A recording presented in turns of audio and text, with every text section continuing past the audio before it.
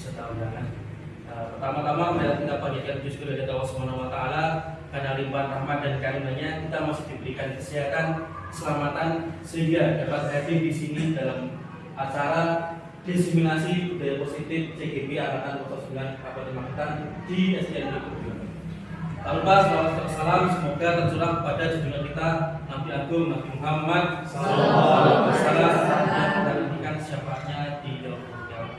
Allahumma amin. Bapak Ibu yang kami hormati, tujuan kami di sini adalah untuk berbagi pengalaman dan sharing dalam kegiatan pada siang hari ini. Kita diseminasi budaya positif yang nanti akan dibawakan oleh teman kita sendiri, Bapak Ibu Resti SPD. Untuk itu waktu dan tempat kami persilakan. Monggo. Terima kasih Pak Eko. Sebelumnya selamat siang. Assalamualaikum warahmatullahi wabarakatuh. Waalaikumsalam warahmatullahi wabarakatuh. Terima kasih untuk waktunya Bapak Ibu guru SDN Negeri 2 beserta undangan. Di sini saya ingin berbagi pengalaman dan berbagi pengetahuan yang dari apa yang saya pelajari selama pendidikan guru Indra di angkatan 9. Di sini yang akan saya bahas yaitu tentang budaya positif. Nah, semoga apa yang saya sampaikan ini nanti itu bisa kita terapkan bersama di SDN tercinta kita yaitu SDN Negeri 2.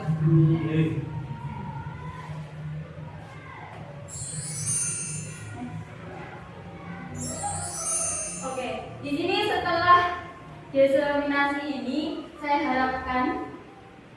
yang saya harapkan adalah Bapak Ibu guru dapat memahami konsep pendidikan menurut Ki Hajar Dewantara yang dihubungkan dengan konsep budaya dan lingkungan positif yang ada di lingkungan sekolah yang berpihak pada murid.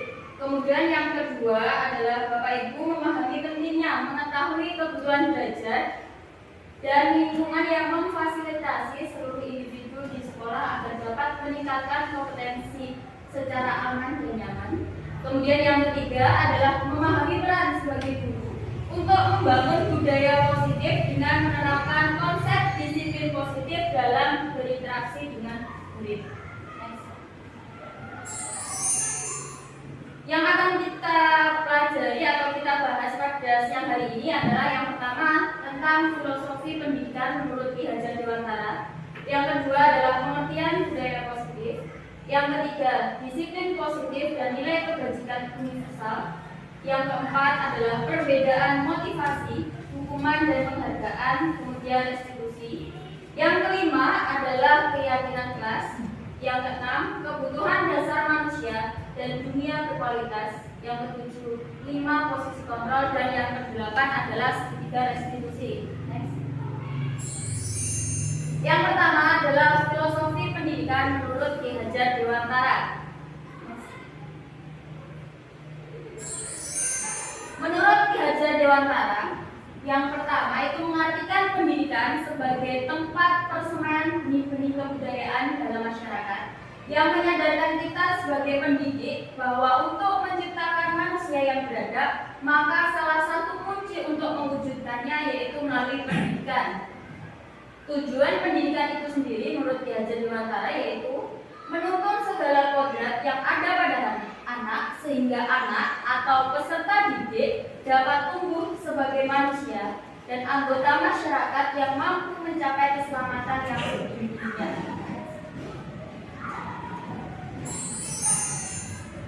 Kita ibaratkan guru adalah seorang petani.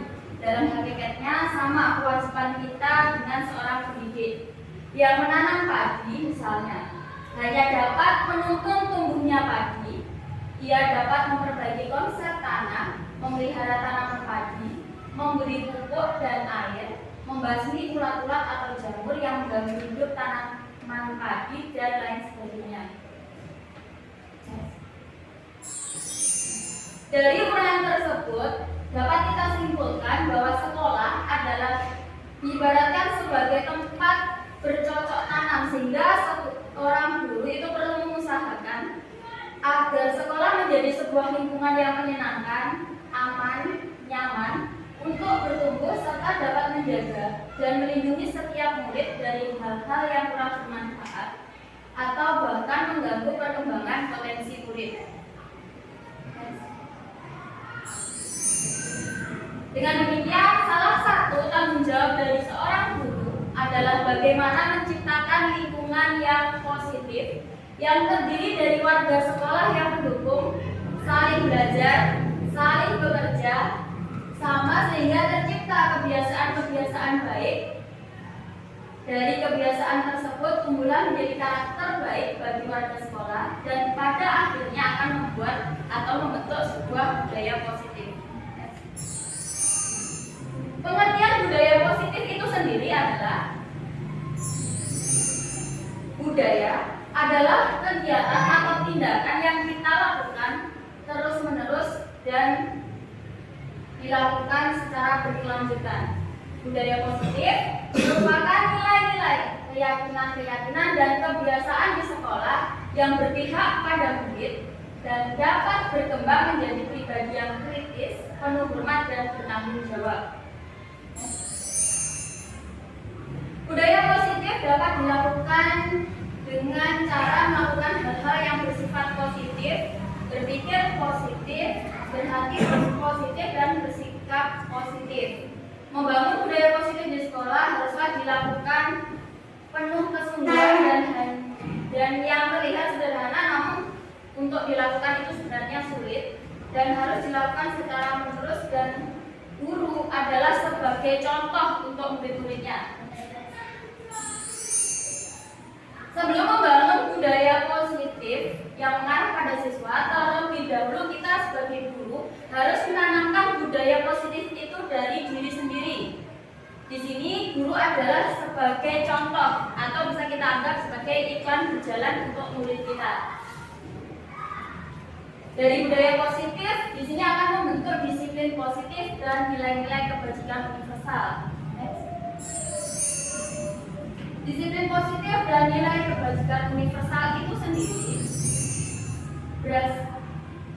makna disiplin itu berasal dari bahasa Latin yang disebut disiplin yang artinya belajar.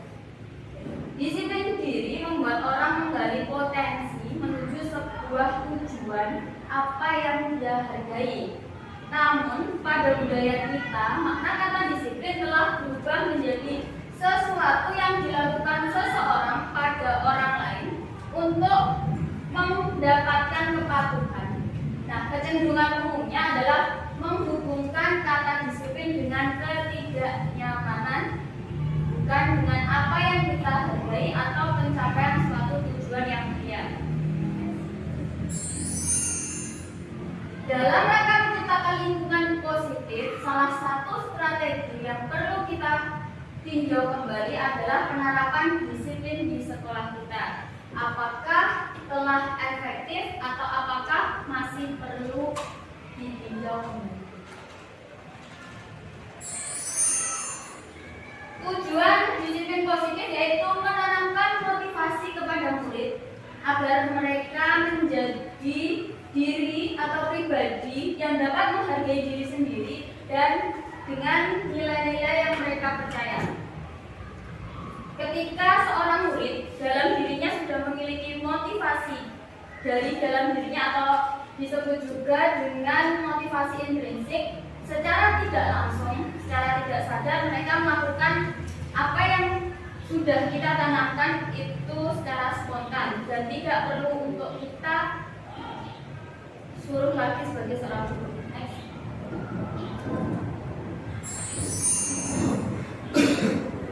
Beberapa institusi atau organisasi pendidikan seperti yang ada di sekolah kita termasuk salah satu institusi yang harus memiliki nilai-nilai kebajikan yang diyakini dan disepakati bersama. Salah satunya adalah nilai-nilai kebajikan yang ingin dicapai oleh setiap anak Indonesia yang kita kenal sebagai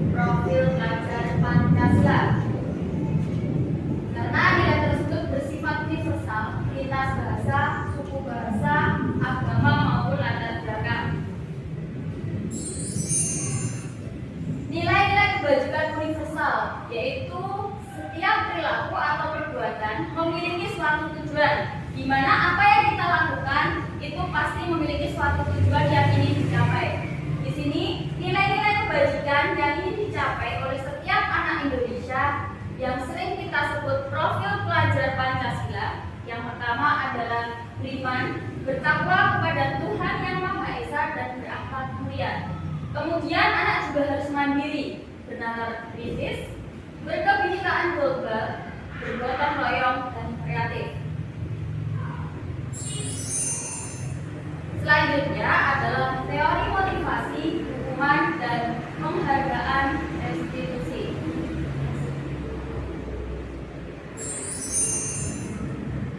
Seseorang ingin melakukan sesuatu pasti termotivasi atau bertujuan terhadap sesuatu. Nah, di sini teori motivasi perilaku manusia itu ada dua, yaitu motivasi secara eksternal dan internal. Di mana secara eksternal itu adalah pengaruh dari luar, sedangkan secara internal itu adalah dorongan dari diri sendiri. Yang pertama adalah untuk menghindari ketidaknyamanan atau hukuman. Biasanya pada teori ini seseorang akan bertanya, apakah apa yang akan terjadi apabila saya tidak melakukannya. Jadi, ketika seorang murid ingin melakukan sesuatu, atau ketika seorang murid diperintah oleh guru untuk melakukan sesuatu, dia melakukan atau tidak, itu pasti dia bertanya, kalau saya tidak melakukan, apa yang akan terjadi? Itu motivasi dari eksternal, karena pengaruh guru. Kemudian motivasi yang kedua yaitu untuk mendapatkan imbalan dari orang lain atau institusi. Contohnya di sini seperti murid mendapatkan nilai bagus atau juara karena sudah diiming-imingi oleh bapak atau ibu guru akan mendapatkan hadiah. Jadi motivasi ini itu berasal dari luar, bukan dari dalam dirinya sendiri. Sedangkan yang ketiga itu adalah untuk menghargai dirinya sendiri. Contohnya, seperti seorang murid yang berprestasi, dia ingin mendapatkan juara karena dia menghargai dirinya sendiri. Dia punya potensi, dia punya kemauan dan kemampuan, dan dia harus mendapatkan juara. Motivasi ini termasuk internal karena berasal dari diri sendiri. Next.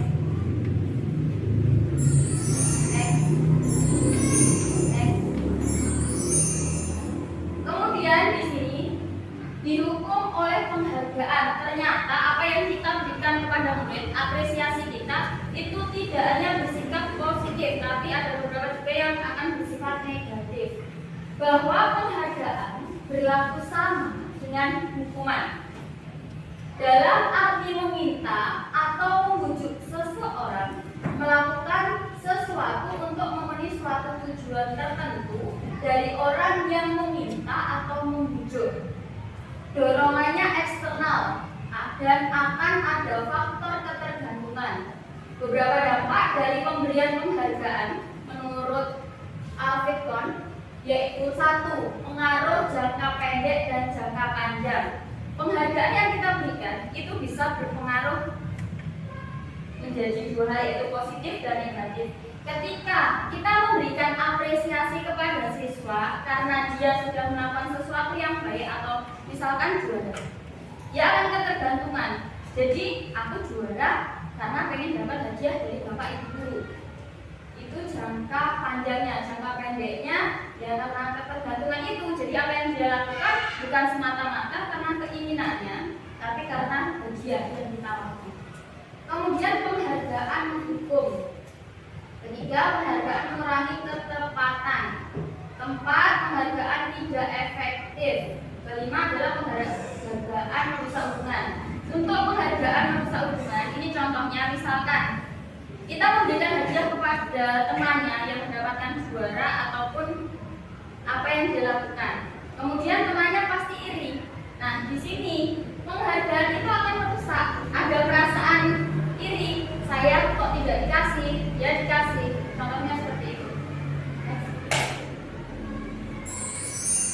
Kemudian dihukum oleh penghargaan itu sendiri. Yang pertama adalah penghargaan menurunkan kualitas. Jadi ketika seorang anak mendapatkan juara, kita beri apresiasi hadiah. Kedepannya belum tentu ditingkatkan, malah mungkin bisa terjadi penurunan. Kemudian penghargaan mematikan kreativitas, di mana ketika kita sudah memberikan apresiasi kepada seorang anak dan anak lain itu merasa iri, terkadang yang lain itu bersikap acuh, alah mandang monoe, seperti itu misalkan. Terus dia sudah tidak mau berkembang karena dia pasti tahu nanti yang dapat ya itu saja. Kemudian penghargaan mengurangi motivasi intrinsik. Di sini penghargaan yang kita berikan itu terkadang membuat anak sudah merasa puas, sudah merasa pintar, atau sudah merasa wah aku sudah dapat ini. Ya sudah tidak mau mengembangkan potensinya lagi. Next. Nah, di sini ada beberapa bentuk program kebajikan atau apresiasi yang kita bisa berikan kepada siswa. Yang pertama adalah memberikan pengakuan secara khusus. Misalkan Bapak Ibu di satu kelasnya ada juara kelas, secara pribadi kita berikan apresiasi. Apresiasi itu tidak harus dengan benda, tetapi bisa dengan perhatian atau ucapan. Misalnya selamat sudah jadi juara 1, tingkatkan terus, itu bisa secara khusus. Kemudian pengakuan secara pribadi, bukan pengakuan secara pribadi. Jadi Bapak Ibu mengakui kalau anak itu memang pintar, memang berhak untuk mendapatkan juara 1. Kemudian berikan pengakuan kepada semua murid bergantian. Jadi yang Bapak Ibu puji itu tidak hanya yang juara 1, tapi bisa yang lain, karena setiap anak itu pasti memiliki bakat tersendiri. Jadi tidak hanya pintar akademik, terkadang anak didik kita itu juga pintar hal yang lain, misalkan kesenian ataupun kegiatan yang lain. Kemudian beri pengakuan secara konsisten. Hari ini Bapak puji, besok jangan Bapak jatuhkan. Karena apa? Hal seperti itu akan membuat mental anak itu down, dari ditinggikan kemudian dijatuhkan atau kita turunkan. Kemudian fokus pada proses. Nah, di sini dalam kita memberikan penghargaan pada siswa, jangan memberikan apresiasi terlalu berlebihan di awal. Karena apa? Ketika kita memberikan apresiasi di awal, anak akan merasa puas. Jadi anak tidak bisa menghargai prosesnya. Stop di sini karena mereka sudah puas, tidak mau merubah dirinya lagi menjadi lebih baik lagi. Next. Nah, contoh pengakuan apresiasi atau kebajikan bisa Bapak Ibu lihat di depan, di mana contohnya kemarin saya perhatikan rasa empatimu besar sekali pada saat menolong murid. Itu bisa kita katakan kepada siswa yang misalkan menolong muridnya, menolong temannya. Di sini maksudnya, tujuannya biar anak itu merasa dihargai, apa yang dia lakukan itu dihargai oleh Bapak Ibu guru. Jadi hal tersebut akan memotivasi siswa. Oh, kalau seperti ini berarti ini hal baik, hal positif bisa dilakukan lagi dan bisa dilakukan terus. Kemudian jangan lupa berterima kasih kepada siswa. Hal kecil apapun yang dia lakukan, kata terima kasih itu sudah membuat siswa termotivasi, baik secara intrinsik maupun ekstrinsik. Nah, di sini Bapak Ibu guru, ada dua hal yang harus kita bedakan, yaitu hukuman atau konsekuensi. Mungkin banyak yang beranggapan hukuman dengan konsekuensi itu adalah hal yang sama. Coba kita perhatikan di sini untuk tabel pertama.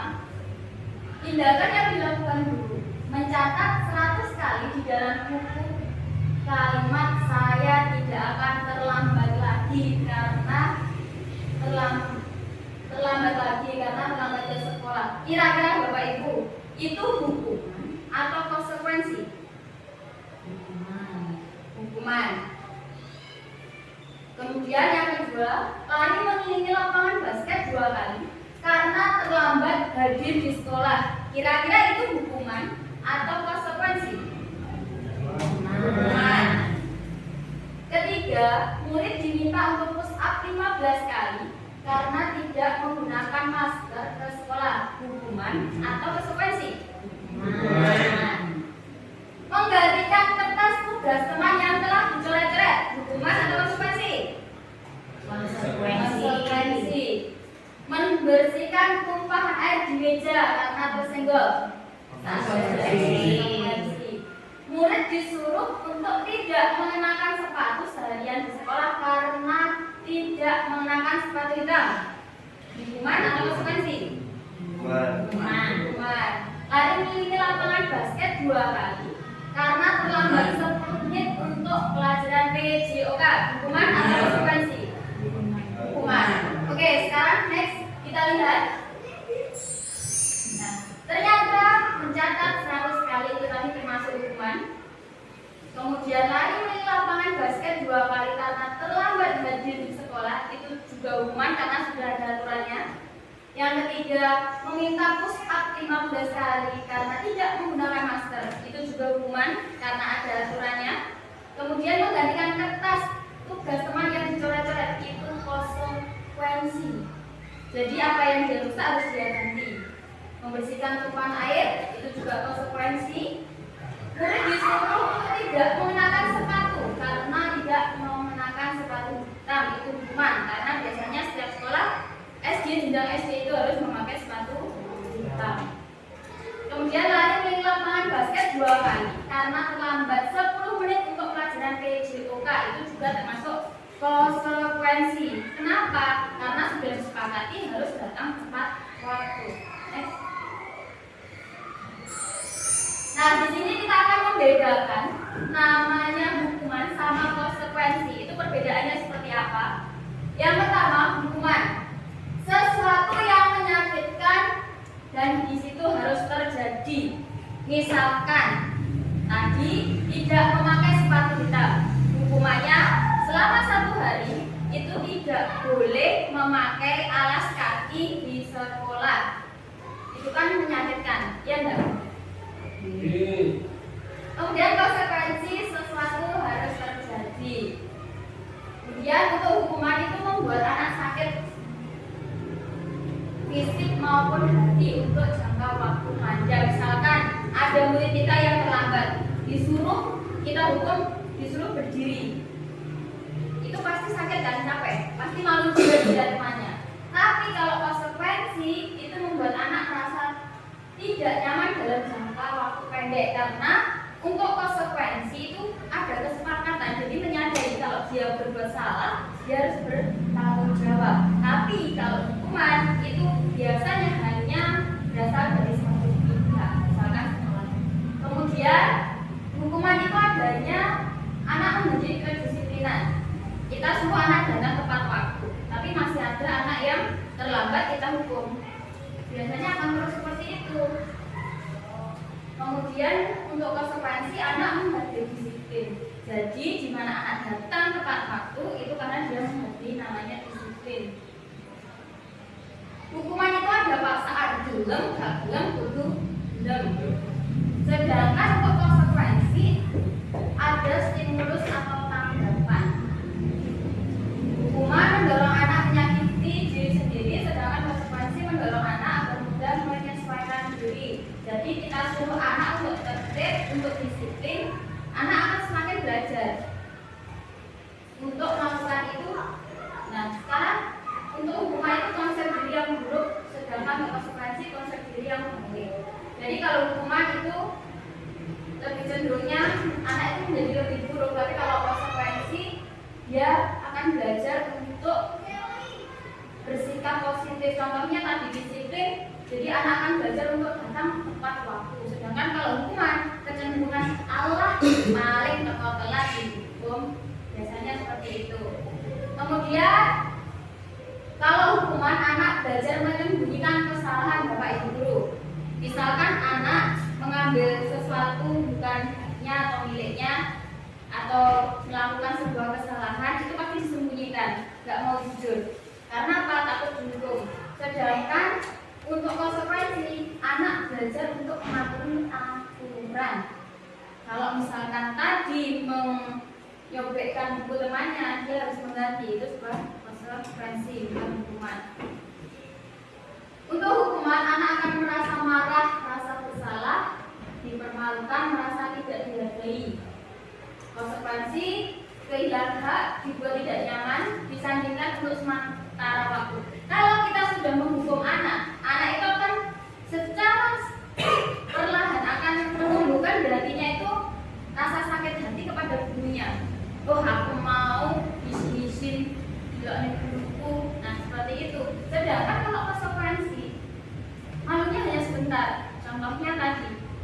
menyobekkan atau membersihkan meja yang dipakai kan cuma sebentar, tapi kan dari situ anak belajar untuk disiplin.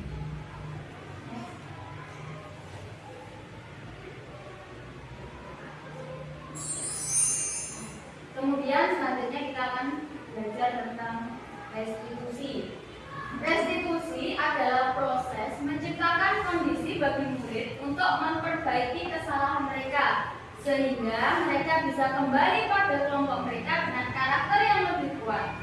Restitusi juga merupakan proses kolaboratif yang mengajarkan murid untuk mencari solusi untuk masalah mereka dan membantu murid berpikir tentang orang seperti apa yang mereka inginkan, yang mereka ingin menjadi atau tujuan mulia mereka itu seperti apa dan bagaimana mereka harus memperlakukan orang lain.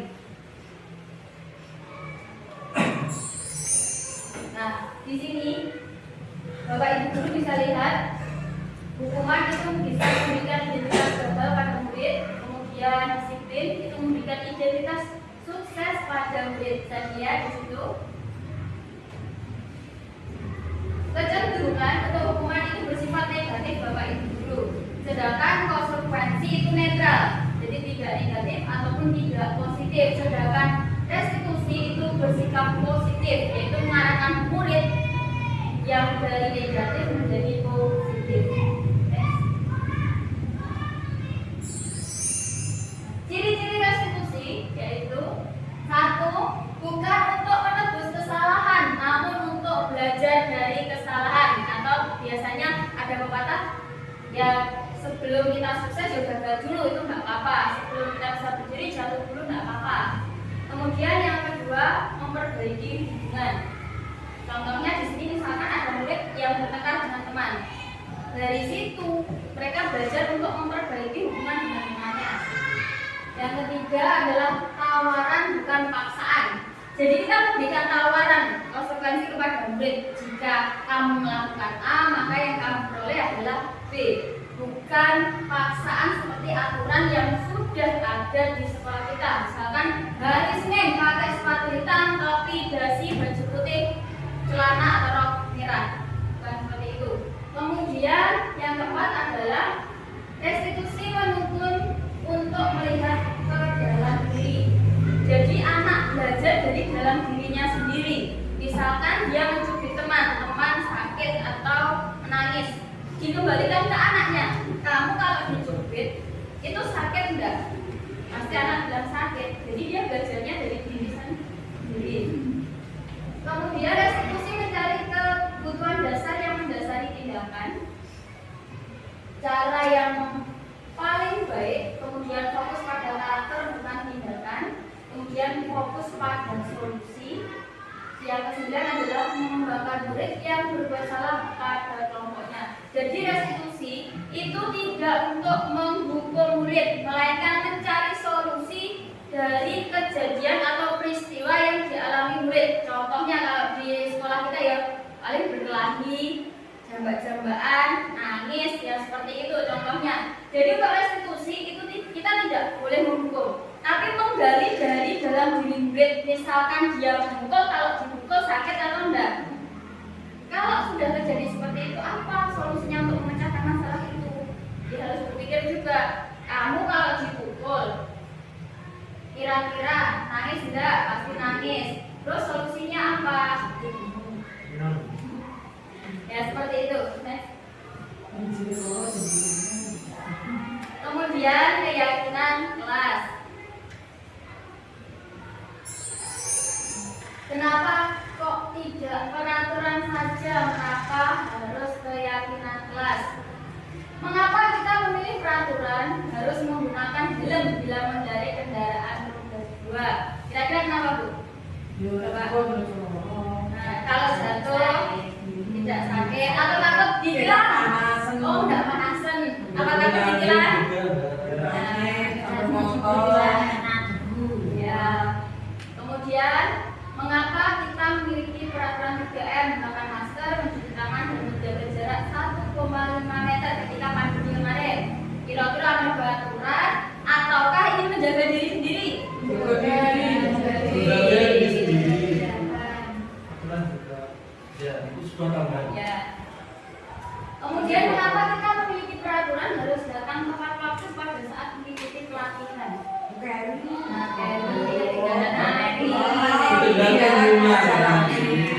Nah, dari situ tergambarlah sebuah motivasi intrinsik yang datang dari diri sendiri dan kembali ke nilai keyakinan. Dimana ketika kita memakai helm, selain kita takut aturan, kita juga melindungi diri sendiri.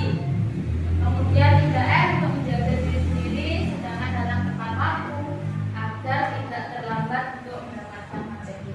Next. Nah, di sini peraturan kelas, apa yang kita sepakati dengan siswa kita itu akan membuat atau membentuk keyakinan kelas. Misalkan Bapak Ibu guru mengadakan kesepakatan dengan murid jenengan sebelum dan sesudah belajar kita berdoa. Pasti itu dilakukan sebelum dan sesudah. Nggak ada tengah-tengah pelajaran kok berdoa, itu nggak ada. Karena apa? Sudah kesepakatan. Ya, Pelajaran agama. Awal dulu ya. Kalau takut saya berdoa. Doa makan. Rasanya takut saya udah berdoa. Ya, yang dimaksud di sini adalah berdoa sebelum belajar. Oke. Kemudian Makan.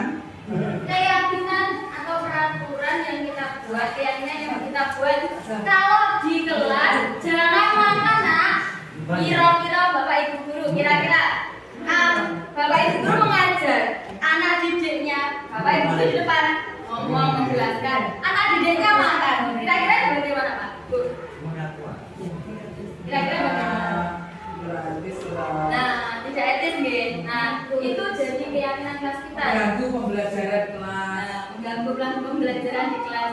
Jadi di situ anak-anak tidak akan makan atau minum ketika pelajaran di Kalian mengganggu pelajaran. Nah, dari keyakinan dan kebiasaan positif itu akan membentuk lingkungan positif. Jadi nek misalkan kelas 4, kelas 5 sudah memperlakukan keyakinan kelas positif, itu akan diterapkan ke kelas lain. Loh, nek ini kelas ini pas diulang guru, iya gak oleh ngomong. Nah, itu pasti anak-anak pasti akan ngomong seperti itu. Dan jika temannya melakukan itu, pasti anak-anak juga akan mengomentari minimal. Nah, betul, moyak tuh. Kemudian dari lingkungan positif akan membentuk namanya budaya positif. Kembali lagi ke konsep budaya positif adalah sesuatu hal positif yang kita lakukan secara terus-menerus. Jadi hal-hal positif yang berasal dari individu, kemudian dari gurunya kita tanamkan ke murid, kemudian berlanjut ke kelas, berlanjut lagi ke lingkungan sekolah yang positif. Next.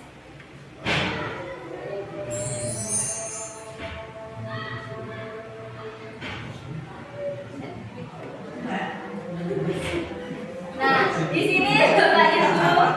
Nah, saya tanyakan tentang apakah ini peraturan? Ini peraturan termasuk keyakinan kelas seperti apa? Selalu kembalikan buku ke tempatnya. Itu sikap seperti apa, Bu?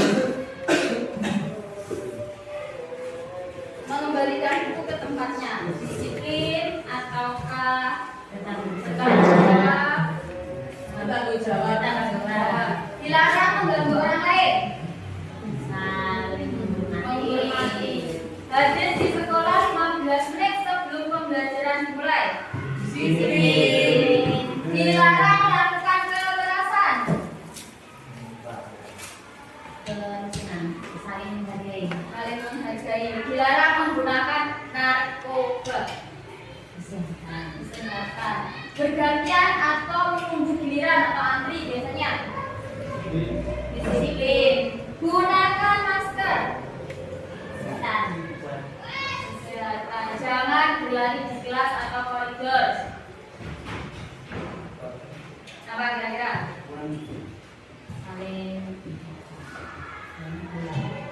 Jangan berlari di kelas atau koridor. Keselamatan. Oke, next. Nah, ini TPA-nya Bapak Ibu. Tuh, bilang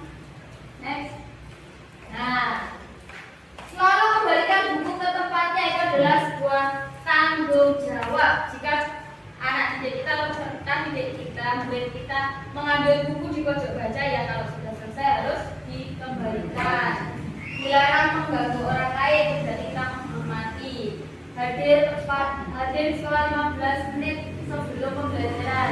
Itu adalah menghormati orang lain. Dilarang melakukan kekerasan, itu untuk keselamatan. Tidak memakai narkoba, itu juga kesehatan, bergantian atau pemikiran, menghormati orang lain. Gunakan masker, itu alasannya kesehatan. Sedangkan jangan berlari di tengah atau koridor adalah keselamatan dan keamanan. Next. Nah, selanjutnya tadi kan sudah saya sebutkan di depan, itu kita juga akan membahas tentang kebutuhan dasar manusia dan dunia berkualitas. Setiap individu, bukan hanya murid kita, tetapi kita sebagai pendidik atau guru itu juga punya kebutuhan dasar. Kebutuhan dasar itu ada 5. Next. Yang pertama yaitu kasih sayang dan rasa diterima. Yang kedua adalah penguasaan. Yang ketiga adalah bertahan hidup. Keempat adalah kesenangan. Yang kelima adalah kebebasan. Kira-kira Bapak Ibu guru butuh itu atau enggak? Betul. Next. Nah, kebutuhan yang pertama adalah kebutuhan bertahan hidup. Kebutuhan bertahan hidup atau survival adalah kebutuhan yang bersifat fisiologis untuk bertahan hidup, misalnya kesehatan, rumah, dan makan. Jadi kita makan untuk hidup atau hidup untuk makan, Bu? Makan untuk hidup. Makan untuk hidup. Ya, makan untuk hidup atau hidup untuk makan? Makan untuk hidup. Kemudian yang kedua adalah kasih sayang dan rasa diterima atau kebutuhan untuk diterima. Yaitu kebutuhan ini misalkan rasa disayangi dan diterima mengikuti kebutuhan akan hubungan, koneksi sosial, kebutuhan untuk memberi dan menerima kasih sayang. Kira-kira Bapak Ibu di sini butuh kasih sayang enggak? Butuh sekali. Kasih sayang dari siapa Bapak Ibu? Misalkan dari siapa saja? Mas, Maksudnya di sekolah, Di rumah. di sekolah, di lingkungan. maksud saya di keluarga, Ya, dari keluarga, di rumah. Kalau di sekolah, teman, murid deh. Nah, teman kerja. Kemarin kasih sayang dari kepala sekolah juga. Oh gitu. Ya, bisa nama pada sekolah. Kemudian next.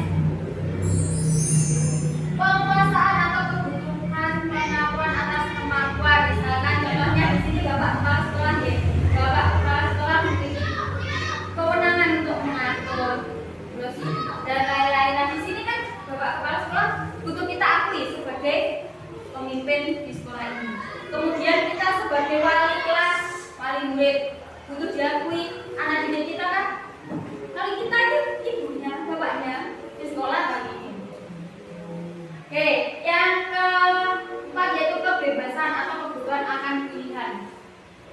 Kalau di sini kebutuhan untuk kebebasan itu adalah hubungan dengan kemandirian kita, otonomi, memiliki hak atau mengendalikan diri kita sendiri. Jadi bagaimana kita itu tergantung kita. Apa yang kita pilih itu tergantung kita. Jadi kita memiliki otonomi untuk memilih apa yang kita mau, kita inginkan tanpa ada intervensi atau tekanan dari pihak lain. Contohnya kalau pemilu, Bu, Pak.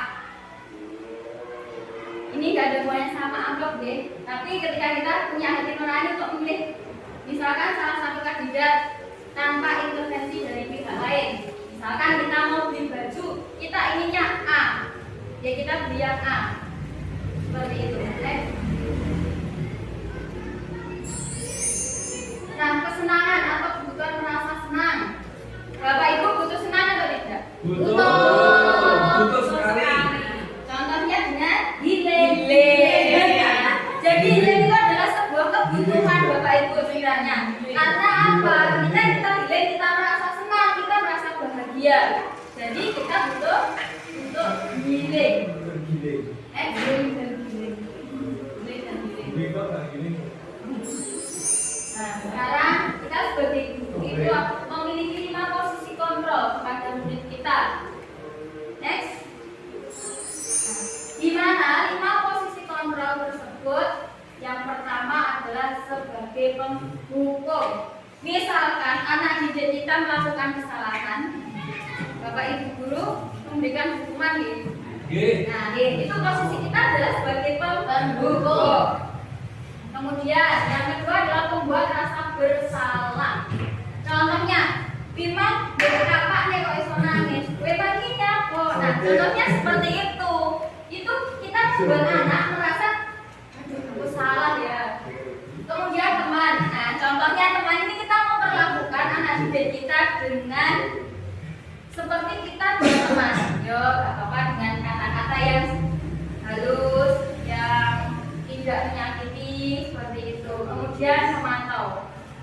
Tugas pemantau ini kita hanya melihat, mengamati, memperhatikan apa yang dilakukan murid kita. Kemudian untuk tugas kelima yaitu manajerial. Nah, untuk manajerial itu kita mengatur anak didik kita. Contohnya menanamkan budaya positif, kita menyuruh harus A, B, C, D itu tugas manajerial. Next. Kemudian segitiga restitusi Bapak Ibu. Untuk segitiga restitusi ini adalah solusi atau kita mencari solusi untuk masalah yang dihadapi anak didik kita tanpa adanya paksaan. Nah, segitiga restitusi itu ada 3 tahap. Yang pertama adalah menstabilkan identitas, di mana setiap orang itu pasti pernah melakukan kesalahan, dan yang melakukan kesalahan itu bukan satu-satunya yang pernah melakukan kesalahan. Kemudian yang kedua adalah validasi kebutuhan, di mana di sini kita akan mencari alasan kenapa kok murid kita melakukan itu. Contohnya ada murid kita yang